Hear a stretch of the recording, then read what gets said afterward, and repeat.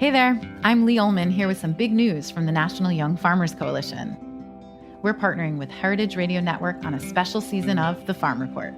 It's all about what's happening with the Farm Bill and how it impacts farmers and eaters. I am growing diversified vegetables on land that's been in our family for 150 years. And so with the pandemic, gentrification, property values going up, we had to sell the land and we lost it.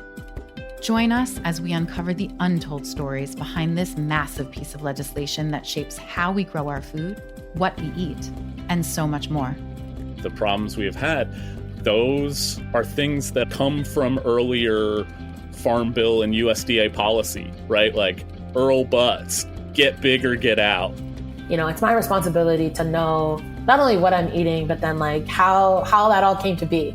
And realize like, wow, like this piece of legislation, all this money, like it's technically something that I support as a taxpayer. While Congress debates the next Farm Bill, this is not just an invitation to listen. It's a call to action.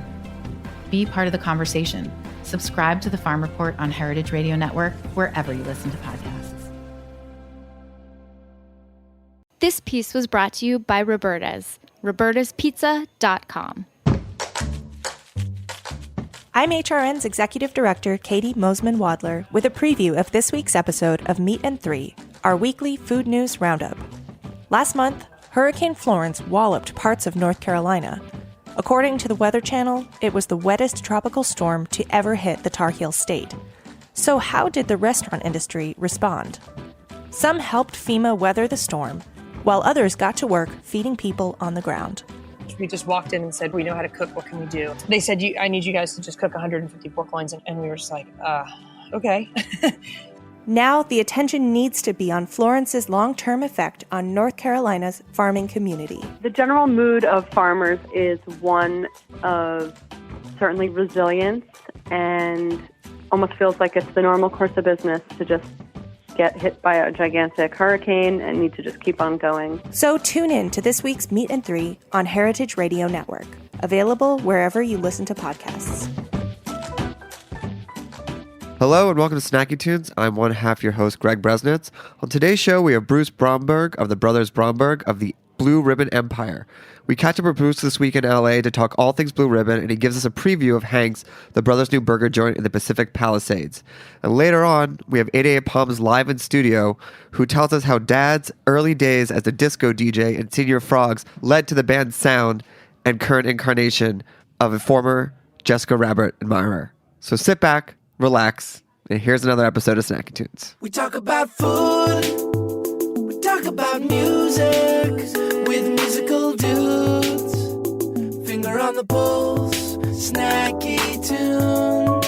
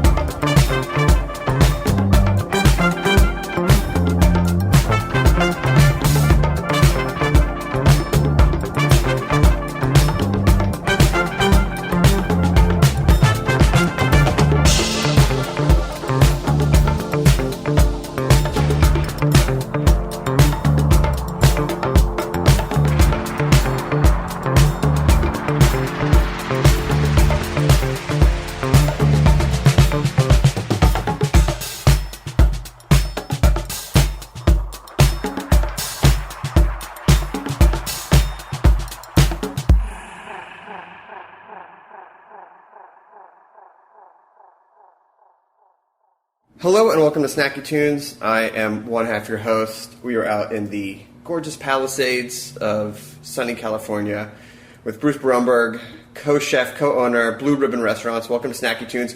Welcome to the West Coast. Well, thank you very much. Welcome to LA. Yeah, even more specifically. Yeah, how you liking it out here?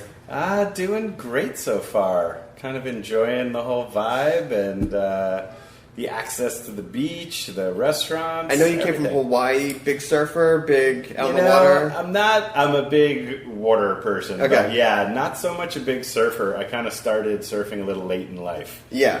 My 10-year-old can surf circles around me, and of course. pretty much does. That's how it goes. She saves me. Yeah. You go, could you paddle okay, back? Dad? I'm like, paddle back I'm not for sure, Dad. actually.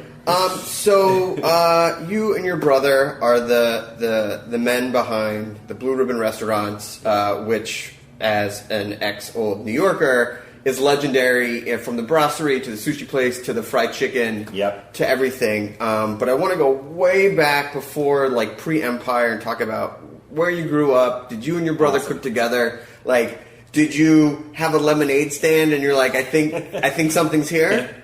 So my brother and I, yes, we from a very early age have always been project driven and oriented. It was pretty much my brother. He's 5 years older than me. I have two brothers. My oldest brother, Ken, who's our lawyer now and works with us as well. Ooh, that's good. So he's 8 years older than me. Eric's 5 years older than me. But Eric would always have these crazy ideas and projects, and I was the helper. Sure. And that's kind of still the same. That's kind of how it still works, although I have plenty of crazy ideas these days. But we did. I mean, for Eric's 13th birthday, I got him a Benihana wok set and holster, knife, and hat. What year was this? This was 1975. I feel like that those would still do well today. So cool. I feel like they would come back and be even better. The best. We actually did ruin my mom's kitchen. She had to remodel. We melted the electric stove into the cabinets. But we were obsessed with cooking. Yeah. And our dad was obsessed with cooking. And it was what we did as a family. Great. We either went to Chinatown in New York. We went to the Jewish deli in town. Sure. We went to what was your deli? Morristown Deli. Oh, I grew up in Morristown, New Jersey. Oh, great. So, and it's still there. When I go back to Morristown, I still go Which is rare. Sit at the table and eat at the Morristown Deli. Yeah. So, yeah, food has just always been paramount in our world. So, knowing that food was always big, and knowing that you and your brother did projects together, you know, this is the late 70s into the 80s. Opening restaurants was not what it is today, where it's like that is a respectable thing to do. And in fact, if your daughter comes home and says, I'm giving up the board, or I'm going to do a surfing pop-up restaurant, you're like, that's wonderful. That's wonderful.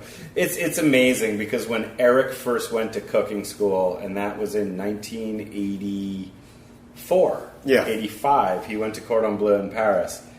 It was kind of an unheard of thing. I mean, there was a handful. Nobody considered it as a legitimate profession. No. First off. Graduated from college. What do you want to do? Oh, I want to go to cooking school in So France. he went to college and then went to cooking school. He went to school in New Orleans. He went to Tulane, graduated, had little direction.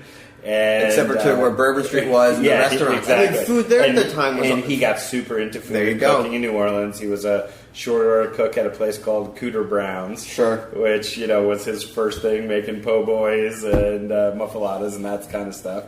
He kind of got the bug. My dad used to have a house in the south of France.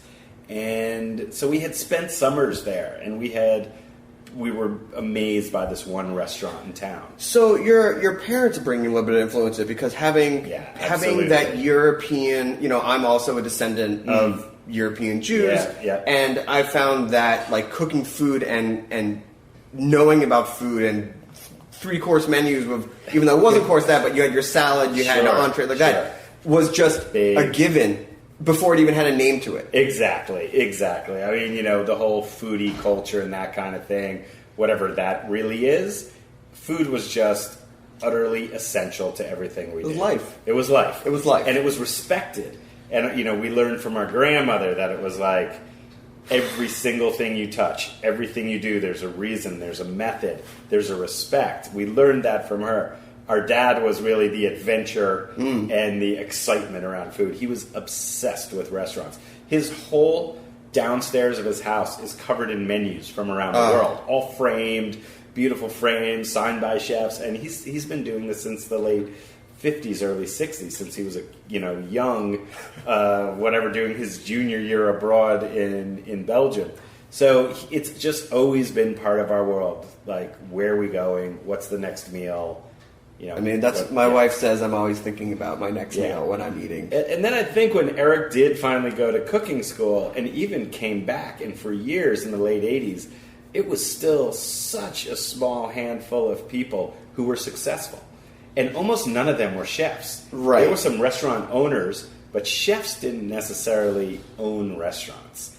And there was a slight shift in the late 80s where there were a couple of guys who kind of came to prominence as partners or maybe even the owners. Like the Wolfgang Pucks. Yeah, it was maybe very early Wolfgang Jeremiah Towers. The Chez Panisse. Yeah, sort of Chez like Panisse and that kind of stuff was like the very beginning of where chefs actually started to get a voice.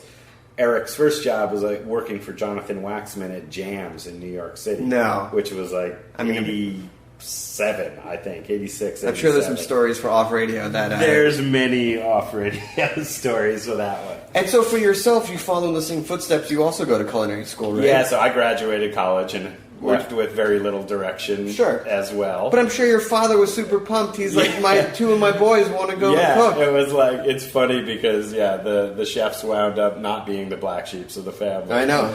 I went to school in Colorado, University of Colorado in Boulder. And I used to cook at school too because my brother would send me letters or whatever, recipes from Paris. He was in Paris while I was in college.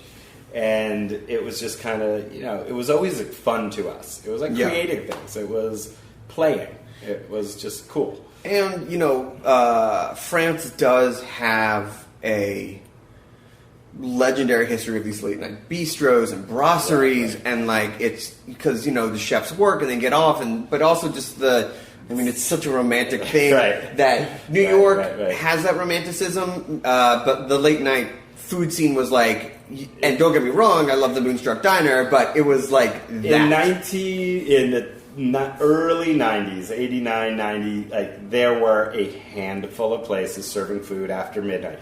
New York City is unquestionably the city that never sleeps, but there was nowhere to friggin' eat after 11:30, 12 o'clock. Nothing chefs good. Would go home. Yeah, there'd be a guy still in the kitchen, and he would make a burger and fries, and you could get a goat cheese salad at Lucky Strike, or there were some places. Sure, because that's what you want. Right. It was always a little scary eating there, but it was a restaurant open until 2 or 3. I think they served till 2. But there was nothing that you could really go unwind and spoil yourself. Yeah, and just feel like you were having that experience that everyone else has when they come to your restaurants. Right.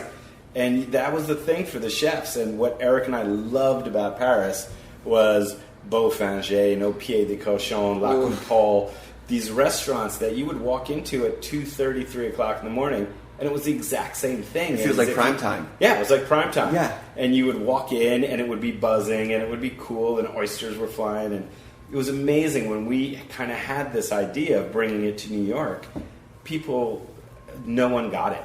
They were like, what are you doing? You're right. putting an oyster bar in the front of your restaurant? I wouldn't do that. New Yorkers won't go for that. Yeah, and we heard all these things. And you have to remember, because so now it's just like there's so much of what you guys have done, and like the Odeon, and you know, like places like that. You know, the whole brasserie where it's like, New York has this type of restaurant, but you guys were at the forefront of that. So let's paint the scene. It's late 80s, early 90s. I'll say one other thing is we had basically no money.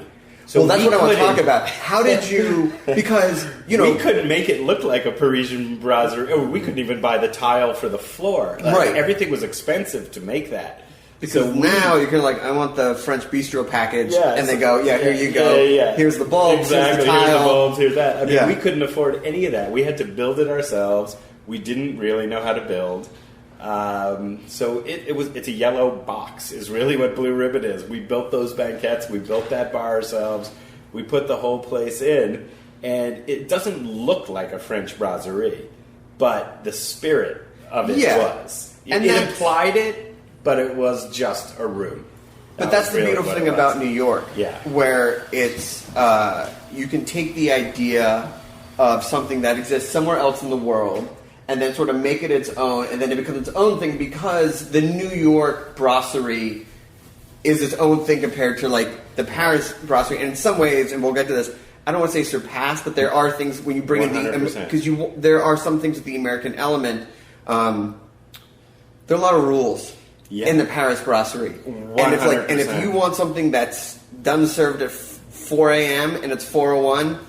So sad. Done. See you tomorrow. Not gonna happen. But so it's the 90s, and you open the doors, and it's a new concept. But obviously, there are other chefs who have been to Paris or have been around the world, traveled it. What was the response like? Like, were the chefs first? Did you have people during the normal hours? So we did. We actually opened, and we were, because me, my brother, and our team built it from day one. It was an interesting transformation. When we opened, we already had a fair amount of neighborhood support. Sure. It was a very different neighborhood back in those days. We had the social club, Sullivan Street Social Club, just up the street. It was a very different neighborhood. But we had earned the respect of the neighbors. So as we opened, we actually did okay business kind of from the get-go. Yeah. But 10:30, it was over. And we sat there every single night until 4 o'clock in the morning. And I would say the first 3.5 months, it was really the end of January. We opened November 3rd, 1992, the day Clinton was elected, election day. It was really not until January. I remember it, actually. It was Martin Luther King Day, and nobody had walked in. It was a Sunday night, right? We were going to be closed on Martin Luther. We were always closed on Mondays. It was a Sunday night, and I called Eric. Eric had gone home to walk our dog. We lived, a block away. And I called him, and I was like, literally, dude, nobody has walked in this restaurant since 9:45. It's 3:15. I'm going to close. And he was like, you know what, do what you want. Yeah. I went downstairs, and I printed out a sign that said, we're closing, and we'll see you on Tuesday. As I came upstairs and I was taping the sign in, a van pulled up in front. 14 people come out of this van. It's Charlie Trotter and his whole team. Wow. That they had done a James Beard event, and they walked over. I crumpled the sign up. 3 in the morning. I crumpled the sign up, threw it in the garbage can. We laid all the tables down the middle of Blue Ribbon, and Charlie had dinner with his whole team, and they ordered one of everything off the menu. And that's when you knew you had something. And that was like such an amazing moment. And literally the next week, this guy came in. Drew Nearport was a huge portion of it, because he was down at Tribeca. Real champion of that area, too. Real champion of that area. He lived in the West Village. So on his way home, he goes by, Blue Ribbon. He sees an Oysters and a Sierra Nevada sign in the window. He's coming in. So he started coming in. All of a sudden, Drew's coming back with Wolfgang Puck one night, Roger Verger another night. He brings in Bernard Oiseau, like all these legends. Yeah. And in a matter of months, it went from us sitting there we actually had a drum set, amps in the basement. And we would sit there, we were in the sub-basement, nobody could hear us. we would literally jam. We'd have our manager upstairs watching the front door. If someone came in, he'd call down, and we'd put everything away. We'd run to the kitchen, cook the food. But that's how slow it was in the beginning. Oh my God! And then, listen, I want to take a quick break because it's not slow anymore. Because if you can hear the construction in the background, it's actually 2 locations being built across the street.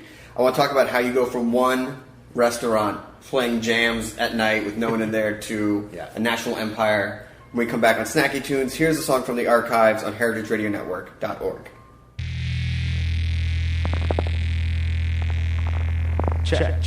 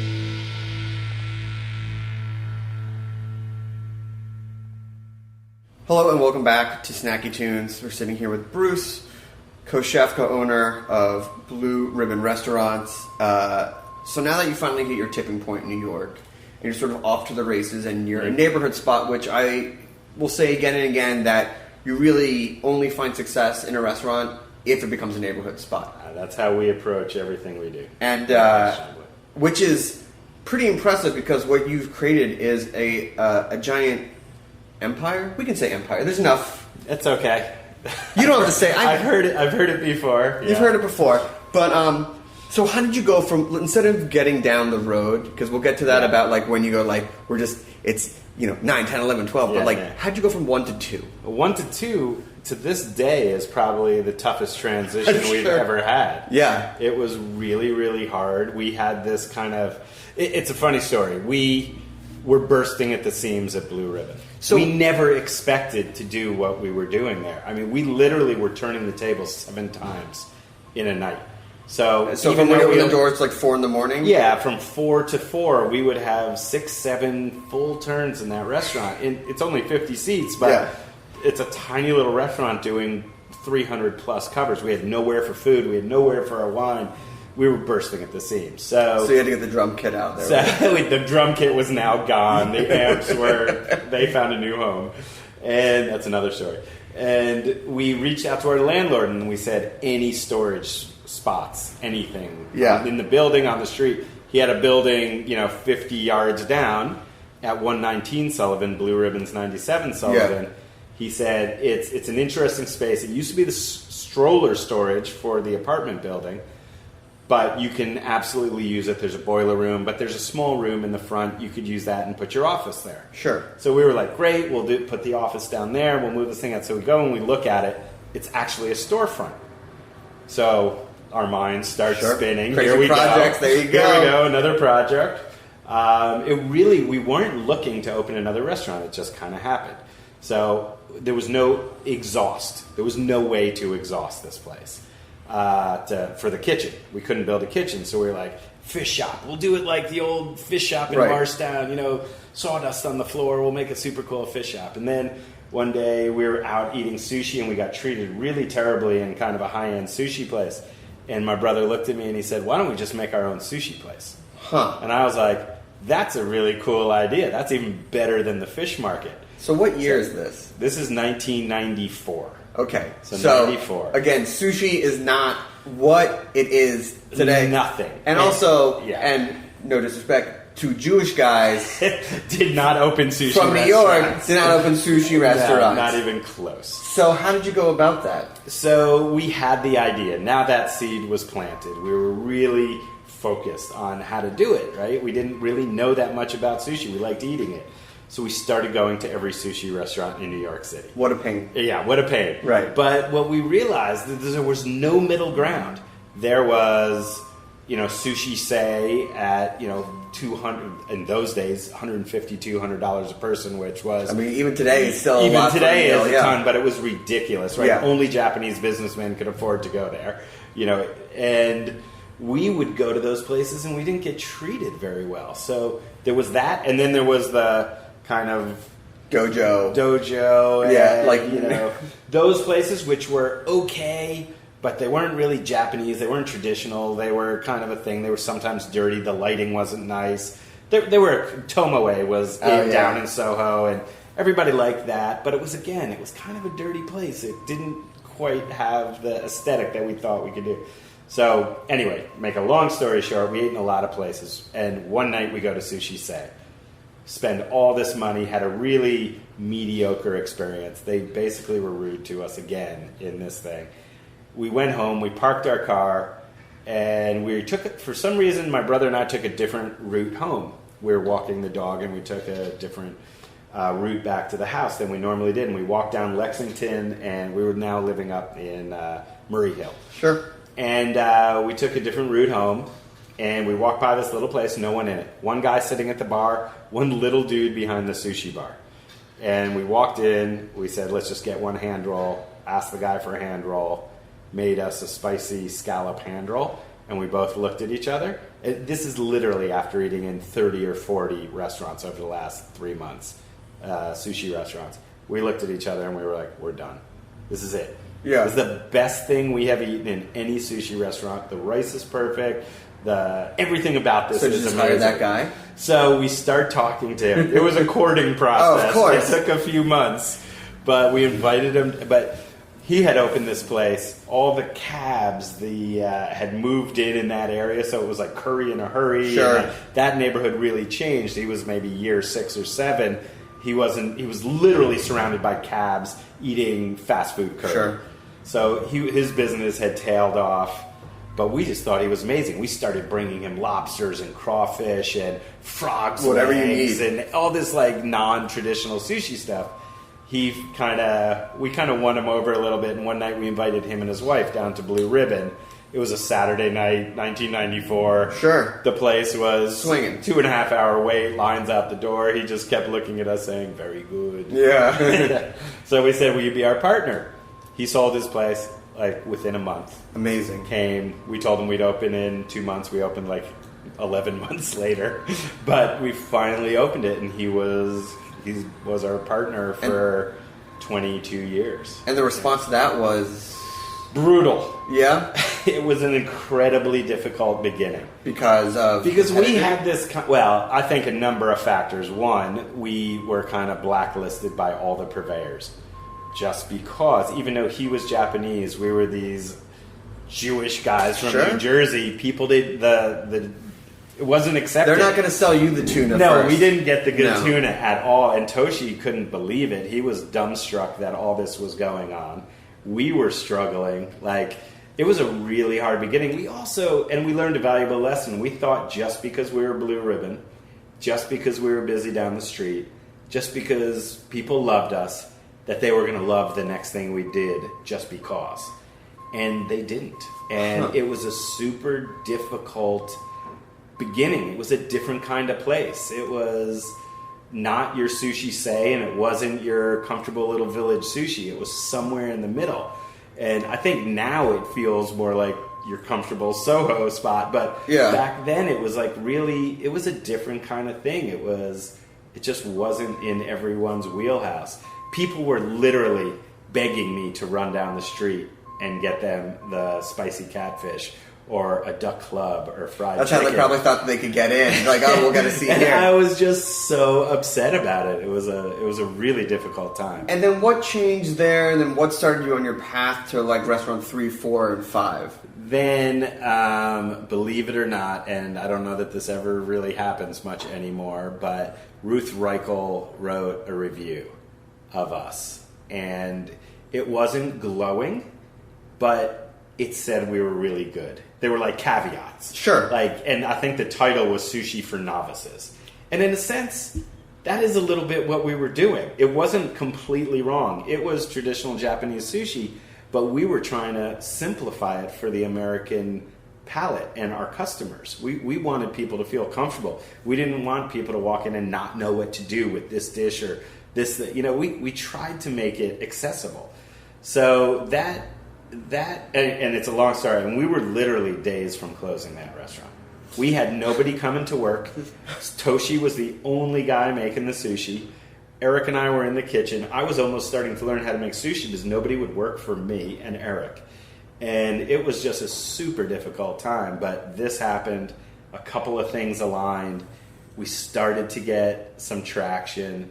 We started to build that local clientele. But it was a good 9 months in, and it was quite a hole we had dug ourselves. So it was a learning moment. And so now that number 2 is up and running, and you start thinking about the future, because 1's running and 2's running, how do you start picking the cuisines in the restaurant? Because you eventually spend fried chicken and things like that. Like, do you say that you're going to keep going into new cuisines, or do you try and make it easier for number 3 and number 4? We still haven't really learned. It's coming up on 26 years. I'm not sure we've learned that, yes, there would be simpler way to do this would be to replicate what we've done over and over again. We don't have a plan. We do what inspires us. If we see a space, my brother may say, this looks like it would be an awesome, bakery, fish joint, wine bar. We don't sit there and come up with like a pro forma and a plan and do, density studies on the neighborhood. We just kind of do what feels like it would be cool. Now, I want to jump ahead a little bit because eventually you start moving beyond New York. Yeah. And you have this now national empire. You were in Vegas and you're in other locations. How do you grow and maintain that so that when you walk in, I mean, obviously every restaurant's going to be different, and the Brooklyn Bowl one is different than that. But like, what's the core? The core is our approach to hospitality. Sure. And it's two-pronged, I would say. We have the same approach to everything we do. There are 2 things that are paramount to us. One is our staff is happy and has a blissful environment to work in, and our customers are happy and have a blissful environment to dine in. So if we can, that's our focus. That's me and my brother and our team's focus each and every day. We consider our team as an incredibly important element. And I think to me the most rewarding thing I ever hear isn't that you make the best food, your fried chicken's the best thing I've ever had. It's whenever I walk into a Blue Ribbon, I feel like I'm at a Blue Ribbon. I feel like I've come home. I feel comfortable. There's that same vibe. And I think that's what we, at the end of the day, try to create. Opening night of Blue Ribbon, 1992, there were 14 employees. 11 of the 14 employees still work for us and our partners. And 26 years owners, later. 26 years later. And there's 4 guys who worked with my brother prior to Blue Ribbon who've been with us for over 30 years. So it's about that core and how that core branches out. That's what enables us to open more places. And it has to feel right all throughout the whole thing. And it has to be amazing for our staff, right? It has to be a place you want to come to work. When you leave the restaurant at night, you have to be excited about coming back the next day. I think that's what enables us to be a really great hospitality spot. We may not be the greatest at folding napkins or, making sure your water glass is just so every single step of service. But I think there's a feeling in our restaurants that we genuinely care. And now, speaking of new restaurants, I want to make sure that we touch on the 2 that are opening up here. Cool. Because you're opening up Blue Ribbon Sushi. Yes. And you're also opening up a burger place. Right. What made you decide to bring those out? Because one could argue that LA is in need of another French brasserie late night style place 100%. More than another sushi burger place. But what was the decision behind I that? 100% disagree. So this is a really exciting project for us. It's another project by Rick Caruso and Caruso Affiliated. Mm-hmm. They did The Grove. They reached out to us years ago, and we opened 3 years ago in The Grove. So we do have a sushi place at The Grove. That's been a fantastic experience for us. Really, one of the best restaurants we have. Sorry, Kona the dog is snoring loudly. Dog snoring in the background is completely allowed on this podcast. Coney. Oh my God. That's funny.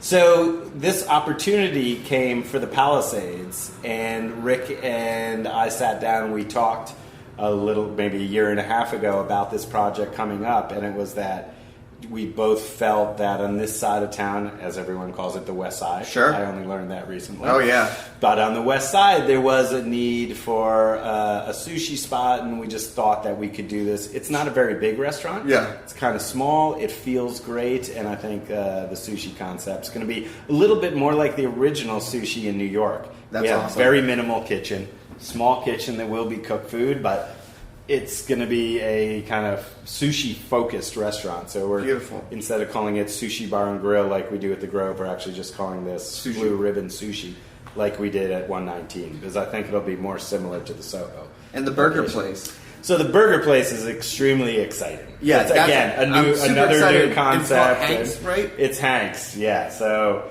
Hank was Rick's dad, who passed away a year and a half ago or so, and Rick and I started talking about it too, and he said, what do you think about this concept? And I immediately latched onto it. I love the idea. I think it's a bit more than just a burger joint.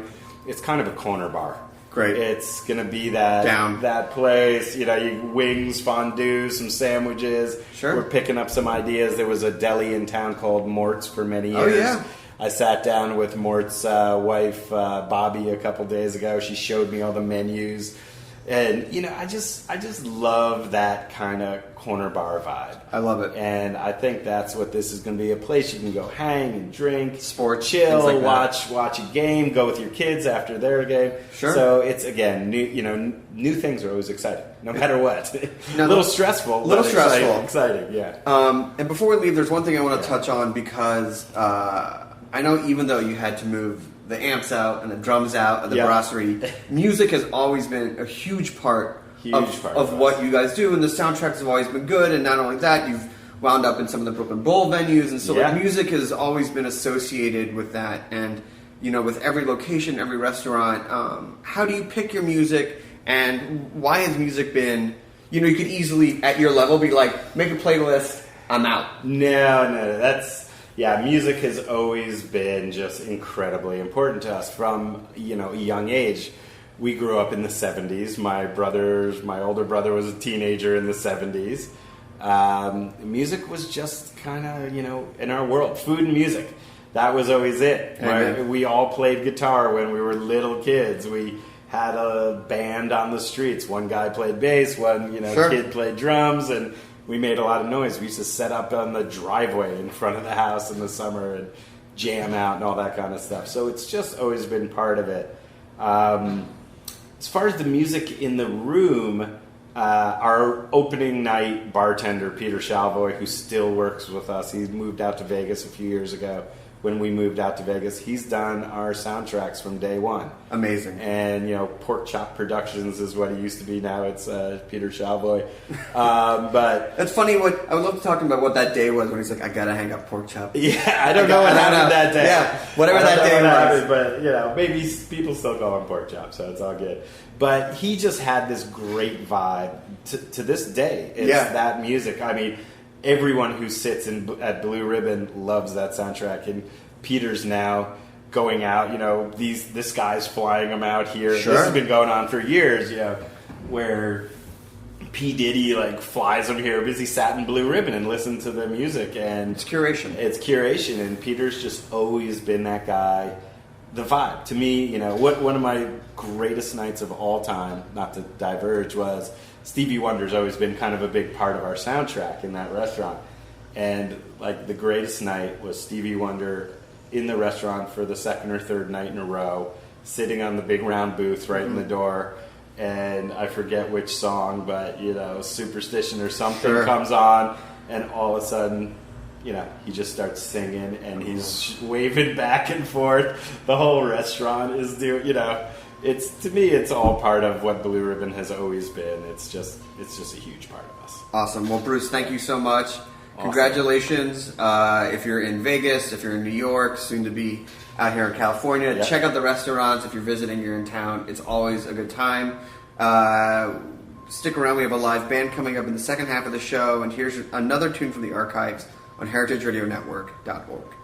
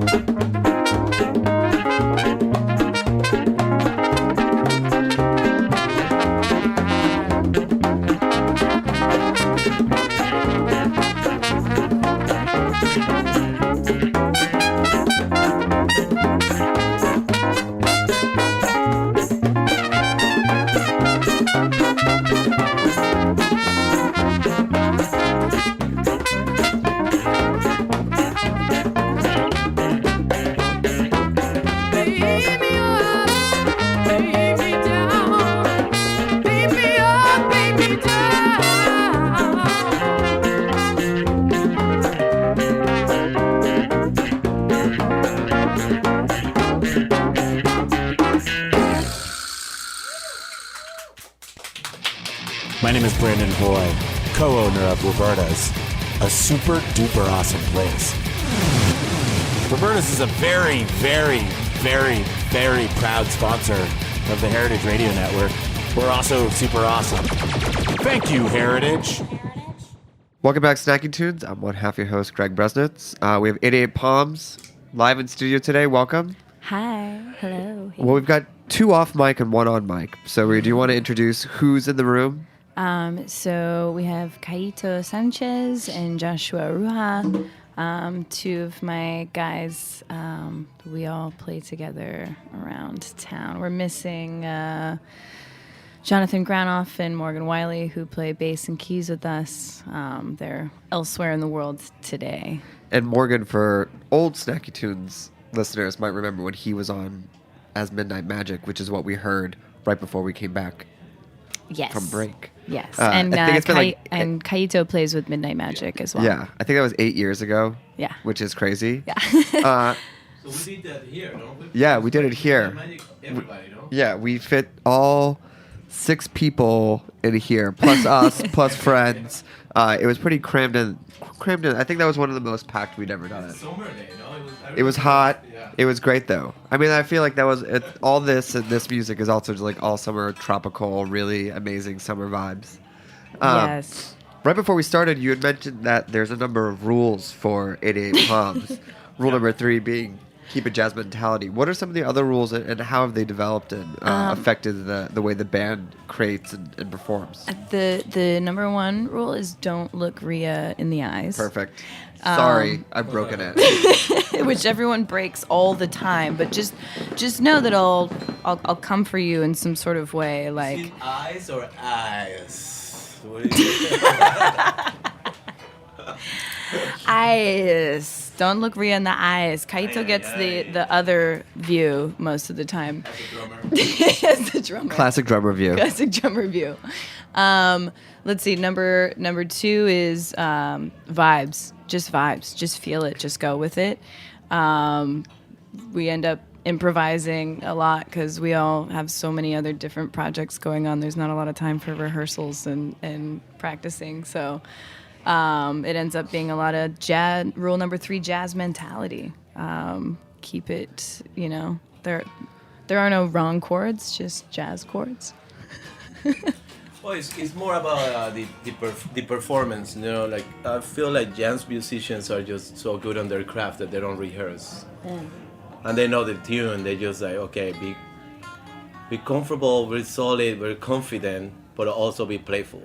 It's really, I mean, it's like, here's the structure, the song, Exactly. play within it, play around it. And listen to everybody, it's Yeah, a listen to conversation. everybody. Right, yeah, the conversation plays, especially for people, I mean, you're all in bands, you're all from diverse backgrounds, you're all from different musical upbringings, but, when bands try to play the same note every time, especially when it's this type of music, it feels a little soulless. Yeah. Yeah, I think that's one of the fun things about the 88 Palm shows is nobody ever gets the same show twice.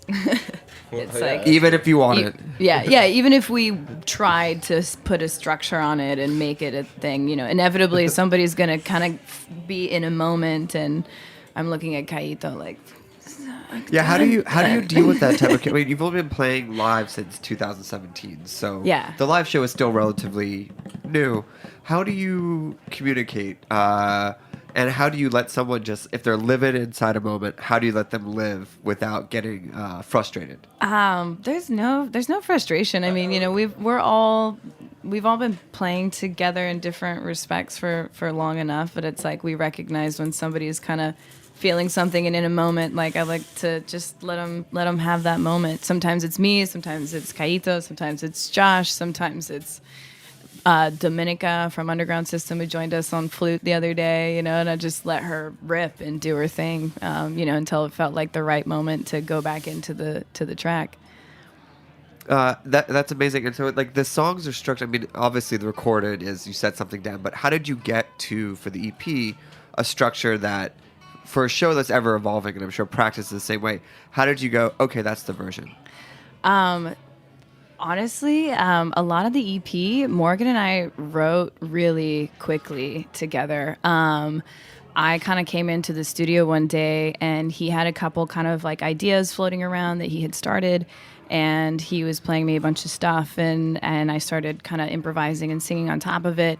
He stuck a microphone in front of me, and, you know, we very quickly had kind of rough ideas of what the songs were going to be. We did a little bit of fine tuning in terms of like the arrangements and structures, but the versions that are on the EP are not that different. And they're pretty non-traditional structurally. Yes.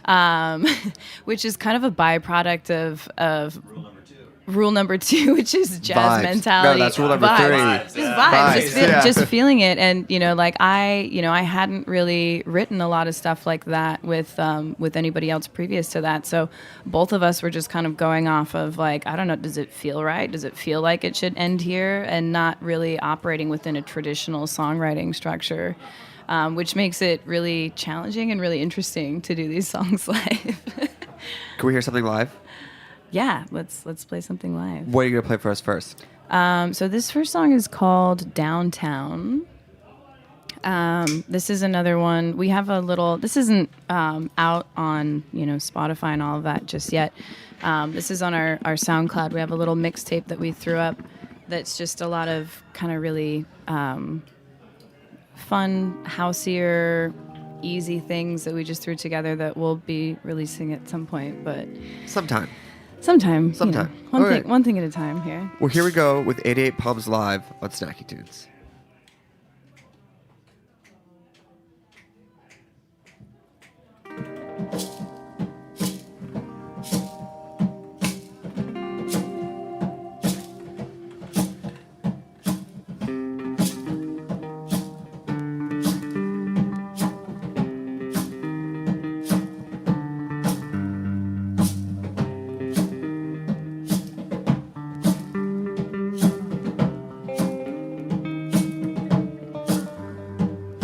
Downtown, I wanna take you where you won't make a sound.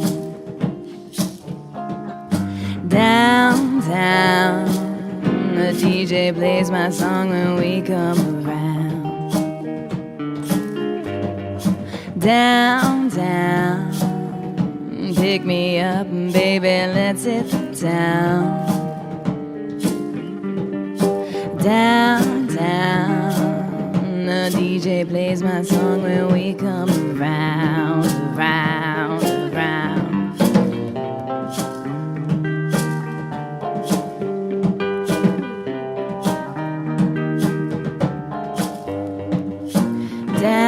Downtown, I wanna take you where you won't make a sound. Downtown, the streets are dripping with the love that we found. Downtown, the streets are ours, baby, give me the crown, the crown, the crown. Downtown, the DJ plays my song when we come around, around, around. We own the night, it's yours and mine. These lights so bright, come out with me tonight.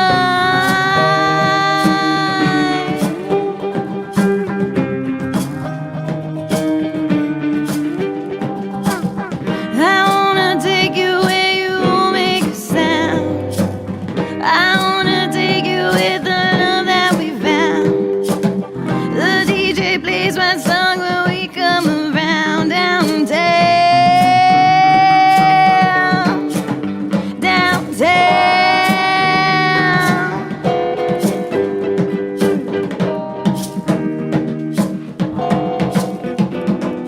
Downtown, we move to the sound.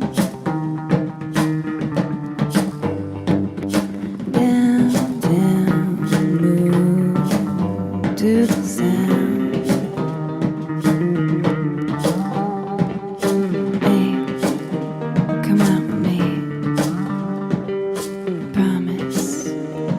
to me.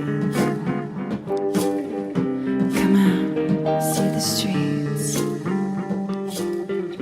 They know you and they know me.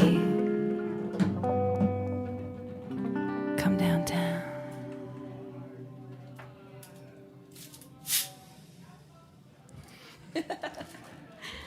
I couldn't help but eavesdrop while you were doing soundtrack, and you said that Jessica Rabbit was a guiding light from your childhood to present day. How does that work? How does that work? I was just, I guess, really inspired by this powerful female character who used her kind of talents and abilities in order to kind of transport people to another kind of fantasy realm, I think. Oh, wow. Oh, we have pizza now. This is incredible. Snacky tunes. Wow. Yeah, and I just always, obviously she's very beautiful character, and I always really respected the fact too that she loved little Roger Rabbit for his talents and abilities, and not necessarily based on looks like a woman of her stature could. So, yeah, and I just love that. I love the sexiness of it and the embracing that sexuality and like kind of and not shying away from it was, I think, an important part of that. I think the other interesting thing too is that your sound has such like a classic New York disco, but most of you from the West Coast. So how did that sound become the guiding light as well for 88 Palms, and how does that kind of reflect, the music that you make as a band? So I'm from Salt Lake City, Utah, originally, but my father's from Mexico, so I grew up spending a lot of time in Mexico as well, like beaches and palm trees and kind of tropical vibes. Morgan is from Las Vegas, originally spent some time in LA, and we both just have this kind of like desert affinity for this sort of like tropical sound, but then both of us ended up transplanting to New York City, and and Kaito as well, who plays a lot of the percussion and guitar and bass too on the whole record, from Panama, and been in New York as well. And so there's a definite wide range of influences. My father was a disco DJ in the 70s in Mexico. Really? Do you know the name of the clubs? Have you ever heard of a little club called Senor Frogs? Oh, well, of course. It's like Pizzeria Uno, and like the original is amazing, and every other one is terrible. Yes, but like the original is like, oh, well, if they're all like this makes sense. Yeah. Playing the original. Yeah, so the original one was in Mazatlan, Sinaloa in the 70s, and his best friend from high school started it. So they were all running He knew Senor Frog, the original. El Senor Frog. El Senor Frog. Oh, was that a dude? No. Yeah. But if his friend started it, yeah. El Sapo. Yeah. So El Sapo. So that was how. So he started, he was bartending and bar backing and a waiter and DJing, and at that time, a lot of the music cats from LA would come down to get away from the scene there. It was a little bit, it sounds like kind of what Tulum is to New York right now, Sure. Where everyone goes to get away. So my dad was, running hotels and nightclubs in that scene and doing like volleyball on the beach with Bob Dylan and dancing with John Travolta in the clubs, and he raised me with a very like prominent disco kind of mentality that I didn't embrace at first when I was in my heavy rock and roll phase. Sure. And then as I got older and got more into, like dance music and house and its origins in disco, I began to understand that Papa Alberto really actually knew what he was talking about. We eventually get there. Is there one record that sums up your child? Like if you heard it, it would take you right back to your dad playing records for you? Anything Beatles or Led Zeppelin. But not a disco record? But not the disco. The disco didn't come until later. I think I think one of the things that really cemented that for me, he gave me my first Depeche Mode CD when I was like 15, and that really changed a lot of things for me. And then it was like, I remember around the time when Daft Punk released their last album, Random Access Memories, and asking my dad about Nile Rodgers, and him sort of giving me like a verbal backhand and being like, of course I know about Nile Rodgers and Moroder and Donna Summer and all. And he was like... Speaking of Moroder, he just announced his first live tour ever at like 79. Whoa. Yeah. He's a beast, man. Yeah. Rogers? No, Giorgio Moroder. Like 4 dates in the UK. A lot of respect for Moroder. Yeah, sure. Take your time. Take your time. Yeah. Take your time. Can we hear another song? Yeah, let's do another one. This is we just decided to do this one on the fly. Switch it up, do something a little faster. This is called Show Me What You Taste Like. And this is not out yet either. We're just doing a bunch of exclusives for you guys today. Perfect. We love a Snacky Tunes exclusive.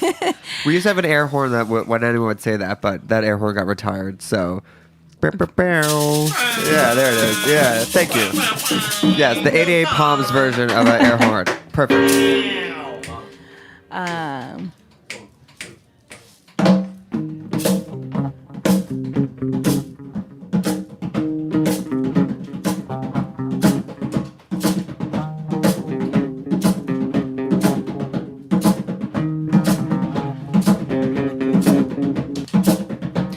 On the floor, up against the wall. You're all over the place, boy. I like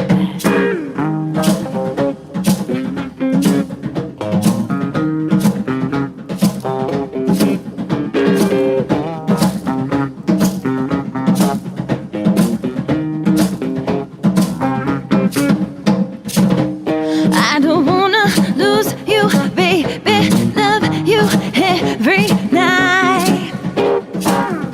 I don't wanna see you, baby. Let me treat you right. Oh, oh, oh, oh. Shop it down and we take it to the top. Oh, oh, oh, oh. Show me how. I don't want it to stop. Oh, oh, oh, oh. Shop it down and we take it to the top. Oh, oh, oh, oh. Show me how. I don't want it to stop. No, don't let it stop.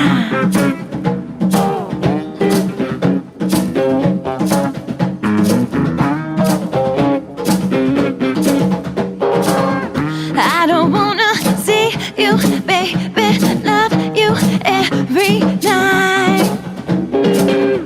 I don't wanna see you, baby. Let me treat you right. Oh, oh, oh, oh. Shop it down and we take it to the top. Oh, oh, oh, oh. Show me how.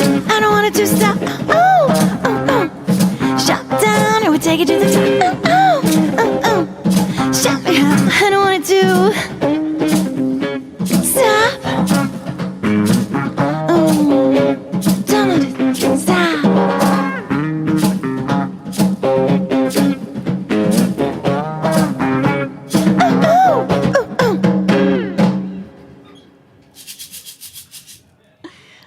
You mentioned that you're always in a phase of recording. How does that work? Especially with all these demos and everything. Is it just one at a time? Is it who's ever around? I mean, it's a eclectic group of musicians to pin down in a room. So how does that work? Yeah. So usually how it ends up working is, I mean, it's really hard anytime we meet up in the studio to not write something new. And it's also really cool. The space we work out of in Greenpoint, there's always all kinds of amazing people sort of floating around the space, and you never really know who's going to like drop in or be around. And so a lot of what's on the EP, you know, Morgan and I kind of wrote the basis for it together. And then, you know, as he's in the studio and people are coming by, he can kind of like grab people and like, hey, can you lay down a bass part on this real quick? Hey, you want to do some drums on this? Hey, you want to do some guitar? And then we kind of come back together and like retool the whole thing, and or sometimes we'll be in there working on something and someone shows up and they have something to contribute. So it's just like, yeah, it's that kind of jazz mentality again, where it's just like free form recording.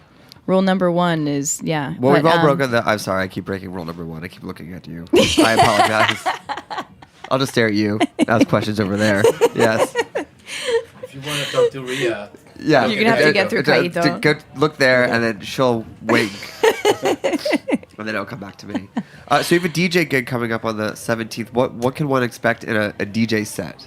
Yeah, so that one's just, I'm gonna be DJing. Josh is gonna be there with me. We're gonna play a little set at Gospel in Soho on Wednesday. My good friend Sean Glass does a little party there called Reunion, where he kind of brings together all of his contacts from all these various different industries and just makes a really cool party about it. So we're going to do a couple of live songs, and then I'll DJ a little bit with him and some other people. The DJ sets are, it's a lot of stuff that I'm inspired by, that I'm really into right now. A lot of house and disco edits, obviously. Of course. So I'm really looking forward to that. And then you're playing the McKittrick Hotel Halloween party, which I was at last year, and it is phenomenal. Yeah. It is one of the best times ever. I think I've actually been a few years in a row.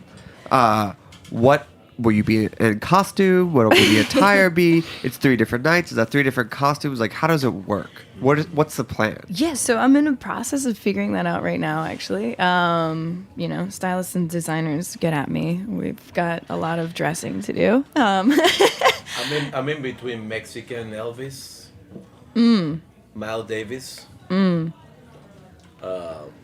Teddy Gross. Teddy Pentagram. Teddy Gross. Teddy Pentagram that's a good one. Actually. That's actually a very good one for Halloween. That's good. That's how Charles Bradley used to call him. Oh, really? Teddy Pentagram. Yeah. Close enough. So 3 different nights. I guess the theme is like a kind of like haunted dystopian thing. So I'm feeling a lot of like Blade Runner type naturally vibes. Perfect. Which is, very close to my heart as well. So I don't know, it's loose. But then we're playing in the Mandalay bar, which is like this very jazzy, like dark, sexy kind of room. So honestly, at this point, I have no idea. I'm just this is how I do Halloween every year. I have so many fun outfits in my closet. I just kind of pull something out and... I get the most amazing ideas like around June.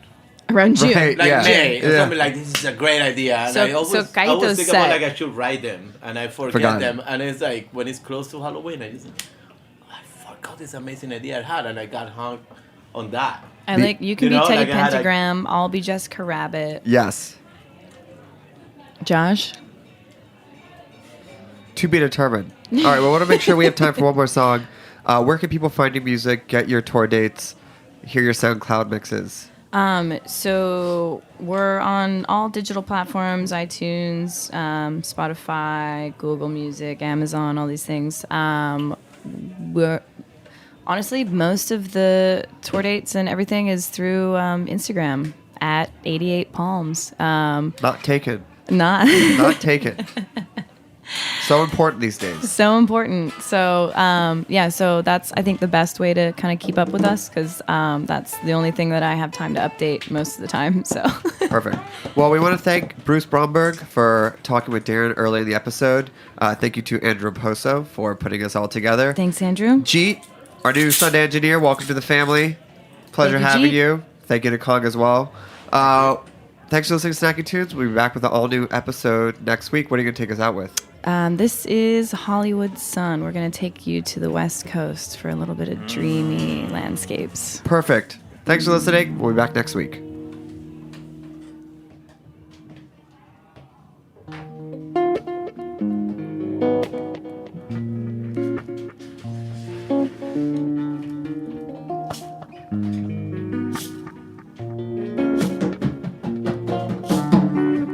Woo!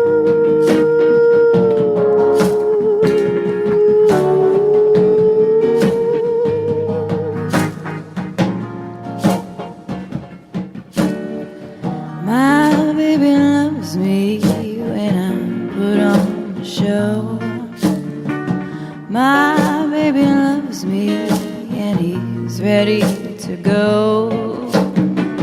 Play your guitar, be my rock star. I'll play for you if you'll play for me too. My baby loves me when I put on a show. My baby loves me and he's ready to go. Play your guitar, be my rock star. I'll play for you if you'll play for me too.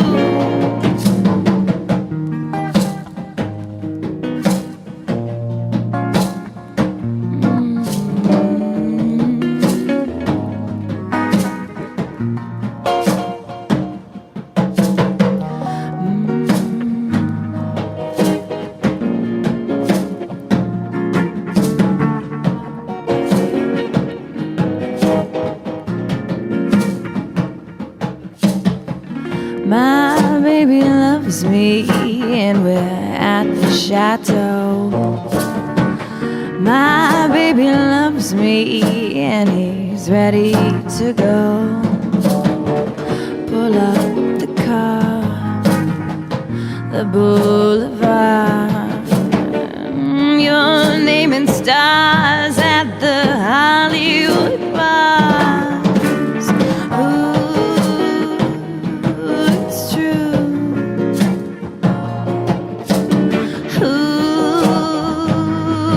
It's you.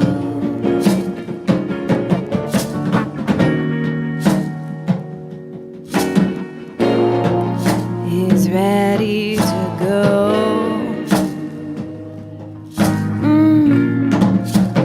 Hollywood show.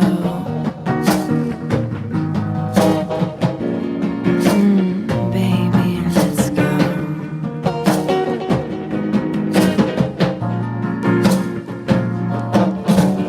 Walk the line, take your time. I meet with you under velvet skies. Walk the line, take your time. I meet with you under velvet skies.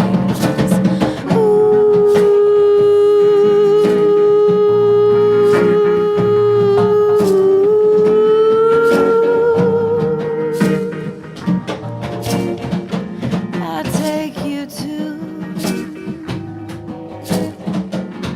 your show, your show, your show.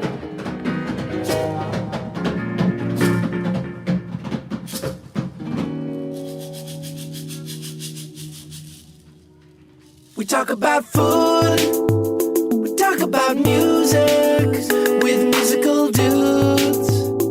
Finger on the pulse, snacky tunes. Thanks for listening to Heritage Radio Network, food radio supported by you. For our freshest content and to hear about exclusive events, subscribe to our newsletter. Enter your email at the bottom of our website, heritageradionetwork.org. Connect with us on Facebook, Instagram, and Twitter at heritage_radio. Heritage Radio Network is a nonprofit organization driving conversations to make the world a better, fairer, more delicious place. And we couldn't do it without support from listeners like you.